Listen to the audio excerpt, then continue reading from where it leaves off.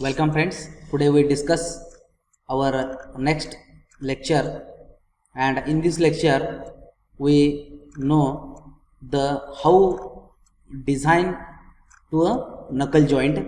Knuckle joint design करायचं असते म्हणजे काय करायचं असते त्याच्यावरचा एक प्रॉब्लेम आपण या ठिकाणी मित्रांनो बघणार आहोत.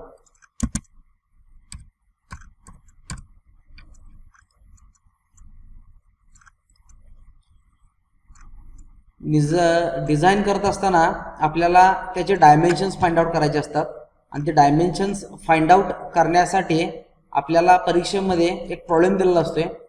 त्या प्रॉब्लेममध्ये वेगवेगळे स्ट्रेसेस दिलेले असणार आहेत आणि त्या स्ट्रेसवरून तुम्हाला स्ट्रेस आणि लोड दिलेला असणार आहे, ॲक्टिंग लोड दिलेला असणार आहे, त्याच्यावरून आपल्याला डिझाइन करायचं असते. डिझाइन प्रोसिजर ही लास्ट लेक्चरला आपण बघितलेली आहे. डिझाइन प्रोसिजर ही सेम आहे. कोणत्याही नकल जॉईंटच्या प्रॉब्लेमसाठी डिझाइन प्रोसिजर चेंज होत नाही, डिझाइन प्रोसिजर सेम राहणार आहे. फक्त व्हॅल्यू जशा स्ट्रेसेसचे चेंज होतील त्याप्रमाणे त्या जॉईंटचे वेगवेगळे जे पार्ट आहेत त्याचे डायमेन्शन चेंज होत जाणार आहेत, ते आपण या ठिकाणी बघणार आहे. Consider problem. Example, design a knuckle joint to transmit 150 kilonewton. The design stresses may be taken as 75 megapascal in tension, 60 megapascal in shear and 150 megapascal in crushing.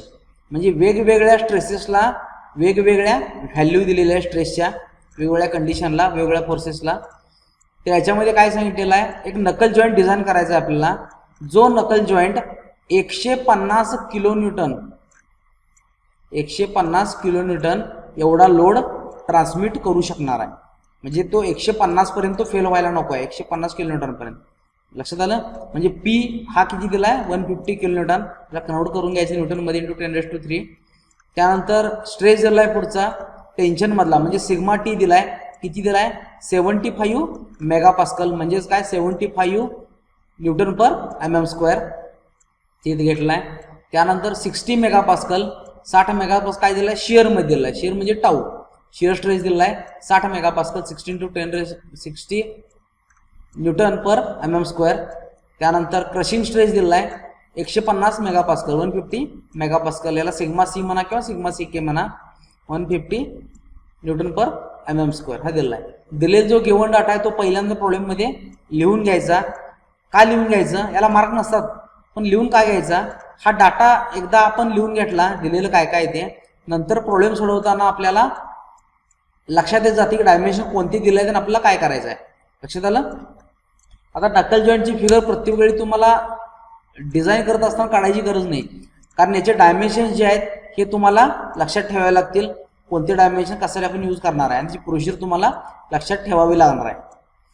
तर पहिला पॉईंट आहे failure of solid rod in tension. He design procedure आपण जशी मागच्या लेक्चरला बघितलेली आहे तीच procedure आहे, फक्त मागच्या प्रोसिजरमध्ये डायमेन्शन कसे काढायचे आपण बघितलं होतं, आता ते डायमेन्शन्स काढून बघायचे आहेत.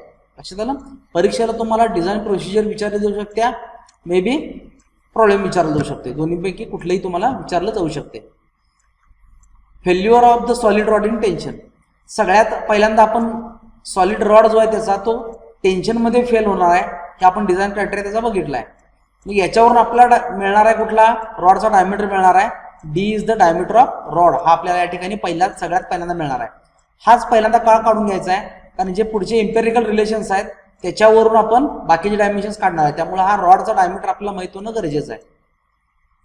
आता हा रॉडचा डायमीटर काढला, लोड ट्रान्समिट रेट जो आहे तो आपल्याला माहित आहे, power P = π/4 d² × sigma T. Directly value put केला तरी चालतंय, पण हा फॉर्म्युला आहे, हा फॉर्म्युला लक्षात ठेवा. P = π/4 × d² × sigma T. P ची व्हॅल्यू पुट केली, दिलेल्या सगळ्या व्हॅल्यू पुट केल्या, याच्यातून आपल्याला डी जो आहे हा डी आपल्याला मिळणार आहे. या ठिकाणी किती मिळाला, डी 50.4 म्हणजे 50.4 mm मिळाला. पण डिझाईन मध्ये आपण सेफ मोडला जाण्यासाठी हायर डिजिट जे आहे त्याला राऊंड अप करतोय आपण. याला आपण घेतलं 52, 51 घेतलं तरी चालतंय, 52 घेतलं तरी चालतंय, 54 घेतलं तरी चालतंय. पण हायर उगाचच डायमेन्शन वाढवत जायचं नाही. का वाढवत जायचं नाही, कारण हा जो रॉड डायमेन्शन्स आहे, हा रॉड डायमेन्शन जर वाढला तर याच्यावरून जे फिक्स डायमेन्शन आपण करणार आहे ते सगळे परत वाढत जाणार आहेत. आणि जर मटेरियलची साईज वाढत गेली तर कॉस्टिंग वाढत जाते. त्यामुळे डिझाईन करत असताना डिझाईन हे ऑप्टिमम असावं लागते. फक्त डिझाईन करत असताना एकच क्रायटेरिया समोर ठेवायचा की दिलेला लोडला तो फेल व्हायला नको आहे. तसं होत असेल तर आपलं डिझाईन सेफ असते. आता फेल व्हायला नको आहे म्हणून उगाच त्याचे डबल डायमेन्शन्स करून घ्यायचे नाही आहेत, कारण तो कॉस्टली होत असतो डिझाईनमध्ये. त्यामुळे ते डिझाईन कुणीही कन्सिडर करणार नाही आहे. आता या ठिकाणी रॉडचा डायमीटर आपल्याला फाइंड आउट झाला. 52 आपण याला फिक्स केला आहे, 52 mm. याच्यावरून आपण बाकी डायमेन्शन फिक्स करतोय. Diameter of knuckle pin D1 ज्याला म्हणतोय आपण, D1 is equals to D into 52. D1 मिळाला आपल्याला या ठिकाणी. D2 आपल्याला या ठिकाणी मिळू शकते outer diameter of I. D2 is equals to 2D into 2D. हा किती मिळाला? 104 mm मिळाला. त्यानंतर diameter of knuckle pin head D3 या ठिकाणी आपल्याला मिळू शकतोय. D3 किती मिळाला? 78, जो 1.5D असणार आहे. Thickness of single eye or rod end thickness T आपल्या या ठिकाणी मिळणार आहे, 65 mm आहे. थिकनेस ऑफ फोर्क T1 जो आहे तो मिळाला या ठिकाणी 40 घेतला. हा 39 आला, याला आपण 40 कन्सिडर केला. T2 हा जो आहे आपला T2 मिळाला 26 mm. Thickness of pin head हे इम्पेरिकल रिलेशन वरून आपल्याला एवढे डायमेन्शन्स मिळाले. लक्षात एक रॉडचा डायमीटर आपल्याला मिळाला की एवढं डायमेन्शन आपल्याला डायरेक्टली मिळून जातात.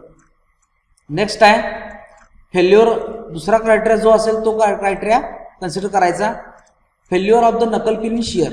आता नकल पिन जी आहे जी आपण आय एंड आणि फोर्क एंड कनेक्ट करण्यासाठी इन्सर्ट करणार आहे ती शिअरमध्ये फेल होते आणि तो डबल शिअर असते. त्याचा फॉर्म्युला आपल्याला माहित आहे, P is equals to 2 into π/4 into D1 square into tau. या ठिकाणी शिअर स्ट्रेस आपण कन्सिडर करणार आहे कारण शिअर फेल्युअर आहे. व्हॅल्यू पुट केल्या, व्हॅल्यू पुट केल्यानंतर आपल्याला शिअर स्ट्रेसची व्हॅल्यू या ठिकाणी कॅल्क्युलेट करायची. आपल्याला टाऊ कॅल्क्युलेट केला आपण. टाऊ किती आला? 35.3 मेगापास्कल. लक्षात आलं? त्याच्यात जर बघितलं तुम्ही आपल्याला शिअर स्ट्रेस किती दिलेला आहे गिवन मध्ये 60 दिलेला आहे. 60 पेक्षा 35 ही व्हॅल्यू कमी आहे, बरोबर. म्हणजेच आपण केलेलं डिझाईन हे सेफ आहे. Failure of the single eye or rod end in tension. Rod end जो आहे सिंगल आय एंडचा एंड जो आहे तो टेन्शन मध्ये फेल होणार आहे, बरोबर. Single eye or rod end may fail in tension due to the load. आणि we know that the load P formula P is equals to bracket D2 minus D1 into T into sigma T. Value put केल्या, value put केल्यानंतर आपल्याला next stress मिळणार आहे sigma T. हा sigma T आपल्याला या ठिकाणी मिळाला. किती मिळाला आहे? 44.4 मेगापास्कल. हा सुद्धा दिलेल्या टेन्साइल स्ट्रेस पेक्षा कमी आहे, त्यामुळे डिझाईन सेफ आहे. Failure of the single eye or rod end in shearing. आता शिअरिंग मध्ये सिंगल आय एंड जो फेल होणार आहे तो या ठिकाणी आपण कन्सिडर करणार आहे. The single eye or rod end may fail in shearing due to the load. We know that load P is equals to D2 minus D1 into T into tau. आता या ठिकाणी शिअर स्ट्रेस असल्यामुळं tau consider केला. याच्यावर टाऊची value आपल्याला मिळणार आहे. Tau किती आला? 44. हा सुद्धा दिलेल्या शिअर स्ट्रेसपेक्षा कमीच आहे, बरोबर. त्यामुळे डिझाईन सेफ आहे. आपलं कन्व्हर्जन यायला पाहिजे. डिझाईन करत असताना मॅथमॅटिक्सच्या कन्सेप्ट सगळ्या तुमच्या क्लिअर असायला पाहिजेत. Failure of the single eye or rod end in crushing. क्रशिंगमध्ये सिंगल आय एंड आपण चेक करणार आहे. याच्यामध्ये आपल्याला मिळणार आहे क्रशिंग स्ट्रेस. आता या ठिकाणी आपण असा विचार करत असतील की सगळे स्ट्रेसेस आपण काय कॅल्क्युलेट करतोय, कारण डायमेन्शन आपल्याला सगळे मिळाले आहेत ऑलरेडी. डायमेन्शन आता कुठले मिळायचे राहिलेले नाही आहेत. फक्त आपल्याला काय चेक करायचं आहे, आलेले डायमेन्शन्स बरोबर आहेत की नाही. आणि ते चेक करण्यासाठी जो ऍक्च्युअल स्ट्रेस येणार आहे तो स्ट्रेस परमिसिबल स्ट्रेसपेक्षा कमी असायला पाहिजे, आणि ते आता कमी आहेत. आपण बघत चाललो या ठिकाणी. Failure of the single eye or rod end in crushing. Crushing मध्ये जो रॉड एंड फेल होणार आहे तो या ठिकाणी होणार आहे. We know that load P D1 into T into sigma C. Crushing stress sigma C or sigma C केला म्हणणार आहे आपण. हा कॅल्क्युलेट केला, व्हॅल्यू पुट केल्या, सगळ्या ज्या आलेल्या व्हॅल्यू आहेत त्या पुट केल्यानंतर आपल्याला सिग्मा C मिळाला, सिग्मा CK मिळाला. तो किती आलाय? 44 मेगा पास्कल. हा सुद्धा परमिसिबल स्ट्रेसपेक्षा कमी आहे, त्यामुळे डिझाईन सेफ आहे. Next, failure of forked end in tension. The forked end may fail in tension due to the load P is equals to D2 minus D1 into 2T1 into sigma t, याच्यावरून आपल्याला परत tensile stress मिळतो या ठिकाणी. तो stress आपण calculate केला 36 megapascal. Failure of the forked end in shear, शियरमध्ये जो फोर्क्ड एंड असणार आहे तो आपण या ठिकाणी कन्सिडर केला. लोड पी आपल्याला माहित आहे फोर्क्ड एंडसाठी, P is equals to d2 minus d1 into 2t1 into tau. याच्यातून कॅल्क्युलेट करणार आहे आपण टाऊ. सिग्मा टी इथं कन्सिडर केला आपण.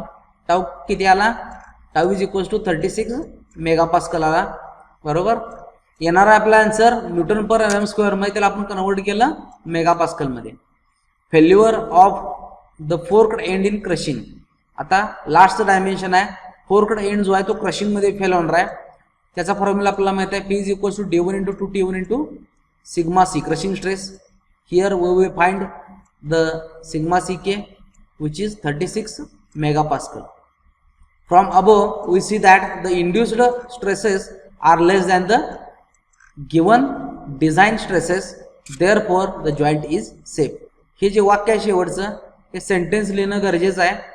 म्हणजे आपण केलेलं डिझाईन हे सेफ आहे का नाही हे सांगणारं हे सेंटेन्स आहे. बरोबर आहे. आता जर डिझाईन सेफ नसेल तर काय करायला लागणार आहे आपल्याला, जे डायमेन्शन आपण करस्पॉन्डिंग कॅल्क्युलेट केलेले आहेत ते करस्पॉन्डिंग डायमेन्शन जे आहेत ते इन्क्रीज करून घ्यायचे आहेत. ते डायमेन्शन जर इन्क्रीज केले तर डेफिनेटली येणारे स्ट्रेसेस कमी येणार आहेत. लक्षात आलं. कारण स्ट्रेस म्हणजे काय असतोय, लोड अपॉन एरिया. एरिया आपण जर वाढवत गेला तर स्ट्रेस ऑटोमॅटिकली कमी येत जाणार आहे. त्यामुळं डायमेन्शन्स वाढवत जायचं आहे आणि डिझाईन सेफ करायचं आहे. कधी, जर जे स्ट्रेस आपण इंड्यूस स्ट्रेसेस कॅल्क्युलेट केले आहेत हे इंड्युस्ड स्ट्रेसेस जे आहेत हे कमी असायला पाहिजेत डिझाईन स्ट्रेसपेक्षा, म्हणजेच परमिसिबल स्ट्रेसपेक्षा. जे क्वेश्चन मध्ये तुम्हाला दिलेले असणार आहेत. लक्षात आलं. या ठिकाणी आपण हा प्रॉब्लेम बघितलेला आहे. नेक्स्ट लेक्चरला आपण नेक्स्ट डिझाईन प्रोसिजर बघणार आहे. Okay, thank you friends.